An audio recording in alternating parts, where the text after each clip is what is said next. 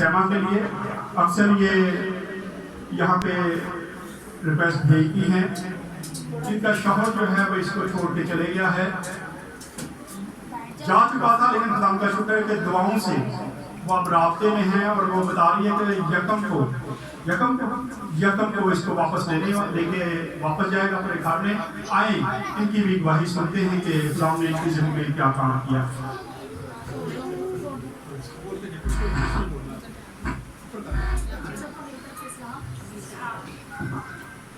साहब की दुआ के वसीला से खुदा ने मेरी जिंदगी में बहुत सारा काम किया। मैं तो इस चीज़ की उम्मीद ही छोड़ चुकी थी कि मैं कभी अपने घर वापस नहीं जा सकती हूँ। लोगों ने कहा कि तेरे गाँव ने तुझे इसीलिए छोड़ा कि तेरे पास बेटा नहीं। तो आप सब देख सकते हैं पीछे मेरी बेटी भी आज मेरे साथ आई है। इतनी खूबसूरत मेरी बेटी है कि जिसको खुदा इतनी खूबसूरत बना दिया, उस इंसान का कहीं और जाने का कोई इरादा नहीं करता।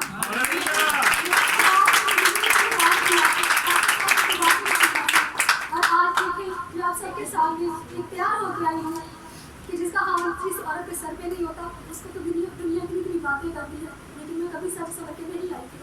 लेकिन खुदा ने मेरी जिंदगी में जो काम किया तो आज आप सब कुछ देख सकते हैं।